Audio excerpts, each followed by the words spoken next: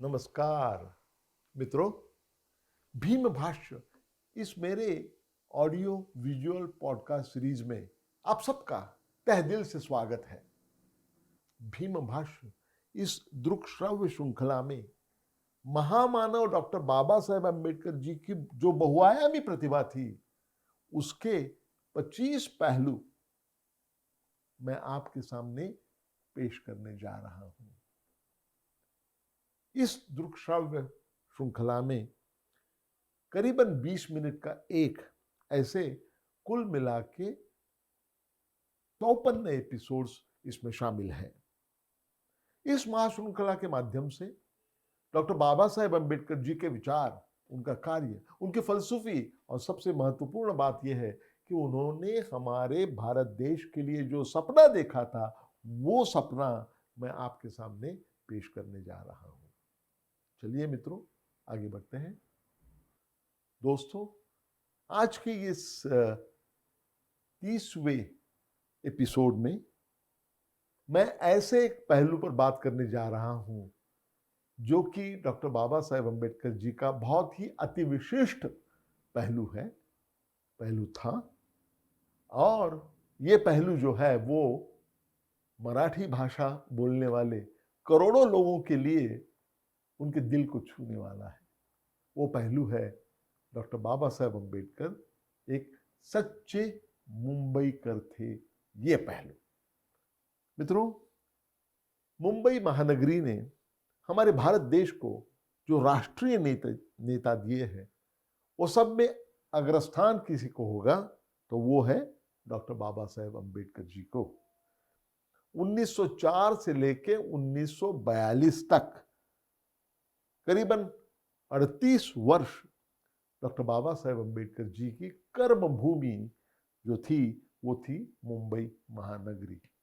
इसमें अपवाद यही है कि 7 बरस वो उच्च शिक्षा के लिए विदेश में गए थे। अम्बेडकर जी का जो परिवार था वो मुंबई में पधारे, वो था दिसंबर 1904। शुरू में वो मुंबई में एल्फिस्टन रोड के पास जो डबक चाल हुआ करती थी उसमें रहते थे 1904 से लेके 1912 तक। उनका जो विवाह हो गया 1907 में, वो कौन सी जगह पर हुआ होगा? भाईखला में जो सब्जी का मार्केट है उस मार्केट में दिन का कारोबार खत्म होने के बाद में वहां पर उनकी शादी रचाई गई। उसके बाद में डॉक्टर अम्बेडकर परिवार का वास्तव्य था वो शिफ्ट होके चला गया परल में। परल में जो बीआईटी चाल थी उन चाल में वो रहते थे। बिल्डिंग नंबर था 1 और रूम नंबर था 50 और 51। और 1912 से लेके 1934 तक अम्बेडकर परिवार वहाँ रहे। और 1934 में दादर के हिंदू कॉलोनी में जब उनका अपना निवास स्थान खड़ा हो गया जो आज भी वहाँ मौजूद है, इसका नाम था रखा गया राजगृह, वहाँ वो स्थलांतरित, सारा परिवार वहाँ स्थलांतरित हो गया। वो साल था 1934। डॉक्टर बाबा साहेब जी का जब वो भीमराव अंबेडकर थे, उनका माध्यमिक और महाविद्यालयीन शिक्षा उन्हें जो मिली वो मुंबई के एल्फिस्टन हाई स्कूल में और मुंबई के ही एल्फिस्टन कॉलेज में। अपने परिवार का चरितार्थ चलाने के लिए जब भी डॉक्टर अंबेडकर साहब ने जब भी नौकरी की है उसकी जगह थी अर्थात मुंबई। जैसे कि मुंबई के सिडनेहम कॉलेज में उन्होंने अर्थशास्त्र के प्रोफेसर के रूप में काम किया। वो था नवंबर 1918 से लेके मार्च 1920 तक। उसके बाद में गवर्नमेंट लॉ कॉलेज के वो प्राध्यापक हो गए, प्रोफेसर हो गए, लॉ के प्रोफेसर हो गए। वो समय था वो भी मुंबई में, गवर्नमेंट लॉ कॉलेज मुंबई में। कायदे के, विधि के प्रोफेसर के रूप में उन्होंने जून 1928 से लेके मार्च 1929, बाद में जून 1934 से लेके मार्च 1935 तक, और बाद में जून 1935 से लेके मई 1938 तक उन्होंने गवर्नमेंट लॉ कॉलेज मुंबई का प्राचार्य इस भूमिका में उन्होंने काम किया। सारे पद दलितों के लिए डॉक्टर अंबेडकर जी ने जो सत्याग्रह किए, जो आंदोलन चलाए, वो सब की शुरुआत हो गई वो मुंबई में। उन्होंने जो अपनी पहली सामाजिक संस्था का निर्माण किया, स्थापना की, उसका नाम था बहिष्कृत हितकारिणी सभा, जिसकी स्थापना हो गई मुंबई में और उसका कार्यालय रहा करता था परल में, परल के दामोदर हॉल में। बाद में उन्होंने जब महाड़ का पानी के लिए जो संघर्ष किया, सत्याग्रह किया, चौदार तड़े सत्याग्रह, तब और 1927 की बात है, उसके बाद में नासिक के कालाराम मंदिर के प्रवेश के लिए उन्होंने जो बड़ा आंदोलन उठाया, सत्याग्रह किया, जो शुरुआत हो गया मार्च 1930 को। ये दोनों जो संग्राम थे, समता के लिए ये संग्राम थे, ये दोनों संग्रामों की प्लानिंग और पूर्व तैयारी जो हो गई वो मुंबई में ही। बाबा साहेब अम्बेडकर जी का मजदूर संगठन में काम करना शुरू हो गया वो मुंबई में। जैसे कि वो 1934 में द बॉम्बे म्युनिसिपल कामगार संघ जो था उसकी अध्यक्षता उन्होंने की और वहां से उनका कामगार संगठन में, मजदूर संगठन में उनका महत्व वहाँ से बढ़ना शुरू हो गया और आगे चलकर तो बड़े नेता के रूप में वो उभर आए। लेकिन उसकी शुरुआत हो गई वो मुंबई में। मुंबई इलाके में जो विधान परिषद थी, उस विधान परिषद पर सरकार ने नियुक्त किया हुआ सदस्य इस रूप में दिसंबर 1926 से उन्होंने कारोबार संभाला और वहाँ पर शोषित, पीड़ित जनसामान्य जो है, आम जनता है, उनके जो दुख दर्द है उसके लिए वो व्यासपीठ बन गया। बहुत जुल्म करने वाली जो खोती पद्धति थी और गुलामगिरी के जैसे जो महार वतन थे, उनको खारिज करने के लिए डॉक्टर अंबेडकर जी ने जो संघर्ष चलाया, उसकी शुरुआत भी मुंबई में ही हो गई थी। अपना पहला राजनीतिक दल स्वतंत्र मजदूर पक्ष, इंडिपेंडेंट लेबर पार्टी, 1936 में जब उन्होंने उसकी स्थापना की, वो हो गया मुंबई में। आगे चलकर जब हमारे देश में पहला प्रांतिक चुनाव जब हो गया, वो साल था 1937। जब ये पहला प्रांतिक चुनाव हो गया तो उसमें डॉक्टर अंबेडकर जी लड़े, वो भी मुंबई से। परेल भायखला ये उनका मतदार संघ था, वहाँ से वो चुनाव लड़े और बड़े मताधिक्य से उनका विजय हो गया। डॉक्टर बाबा साहेब अम्बेडकर जी ने जो सारे राष्ट्रीय नेताओं के साथ मुलाकात उनकी जो हो गई, वो सब की शुरुआत मुंबई में हो गई। जैसे कि 14 अगस्त 1931 में महात्मा गांधी के साथ में जो ऐतिहासिक बैठक हो गई, वो मुंबई में मणि भवन में। पंडित नेहरू के साथ में उनकी जो पहली मुलाकात हो गई, वो भी मुंबई में, और वो समय था अक्टूबर 1939। सुभाष चंद्र बोस जैसे नेता के साथ में उनकी पहली जो भेंट हो गई, वो भी मुंबई में, अर्थात मुंबई में, और वो समय था जुलाई 1940। अपना सामाजिक राजनीतिक आंदोलन चलाने के लिए उन्होंने जो भी नियतकालिक निकाले, 4 नियतकालिकों में से वो गुजरे। पहला मूक नायक, उसके बाद में बहिष्कृत भारत, उसके बाद में जनता, और अंत में प्रबुद्ध भारत। ये सारे जो नियतकालिक थे, उनके मुखपत्र थे, ये सारे मुखपत्रों का मुद्रण स्थल क्या होगा, वो था अर्थात मुंबई। डॉक्टर बाबा साहेब अम्बेडकर जी का जो बहुलक्षी योगदान था, वो सारे योगदान में मुंबई ने उनका साथ दिया। मैं तो ये कहूंगा कि उनके हर एक कार्य सिद्धि के बाद उनकी अभिनंदन सभा, जो पहली अभिनंदन सभा होती थी, वो यहाँ मुंबई में ही होती थी। जैसे कि मैट्रिक होने के बाद में उनकी जो अभिनंदन की सभा हो गई जनवरी 1907 में, वो मुंबई में हो गई।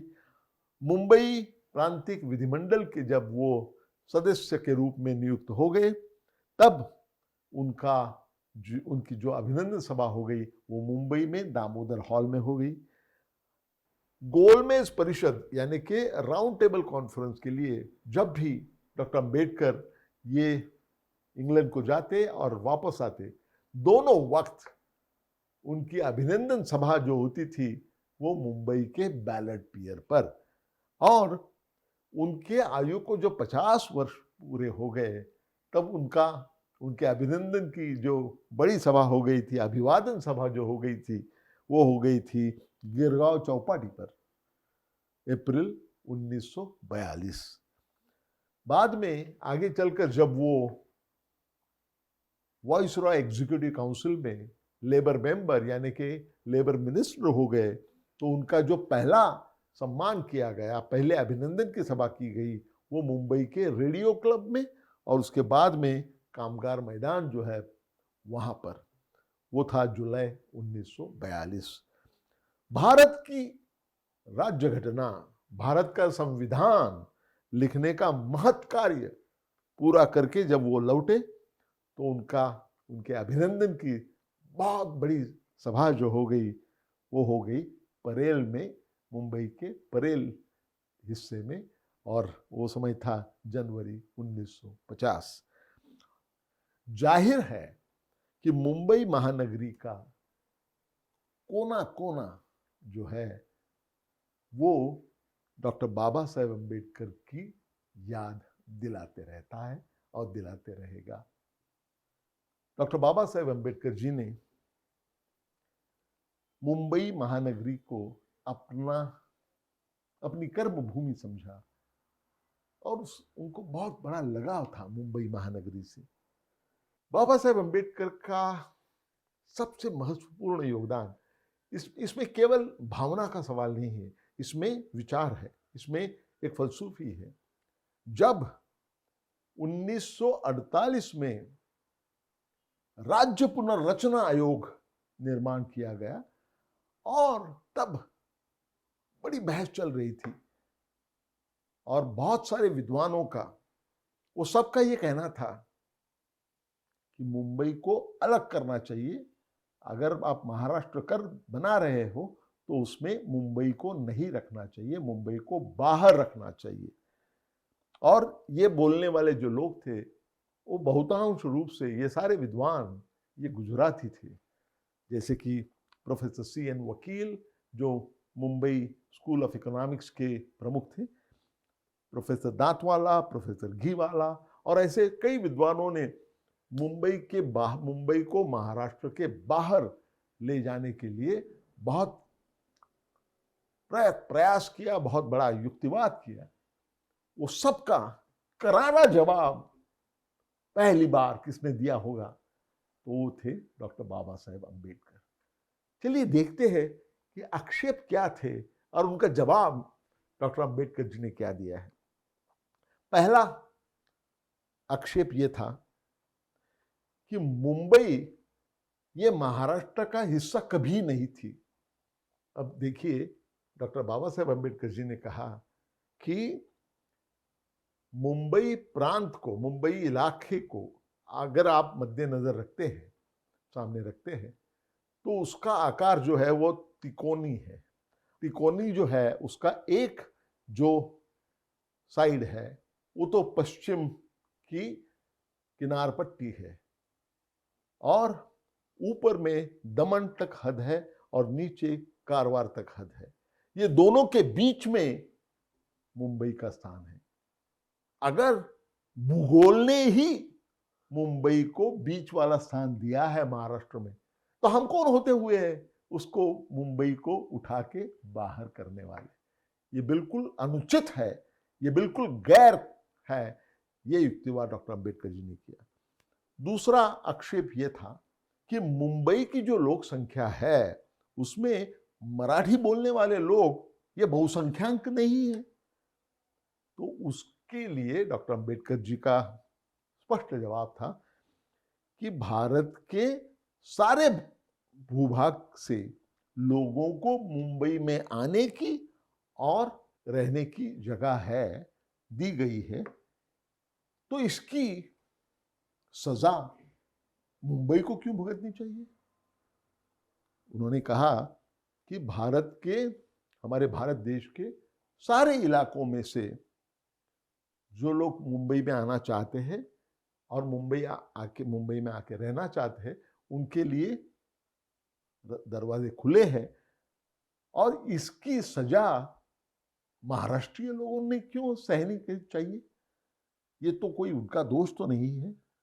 और इसीलिए उन्होंने कहा कि लोक संख्या में मराठी भाषक मेजॉरिटी, बहुसंख्यांक नहीं है। ये वस्तुस्थिति मुंबई को महाराष्ट्र से तोड़ने के लिए आधारभूत नहीं हो सकती है। आगे वाला आक्षेप यह था कि गुजराती ये तो मुंबई के पुराने रहने वाले हैं। इसका भी जवाब डॉक्टर अंबेडकर जी ने दिया।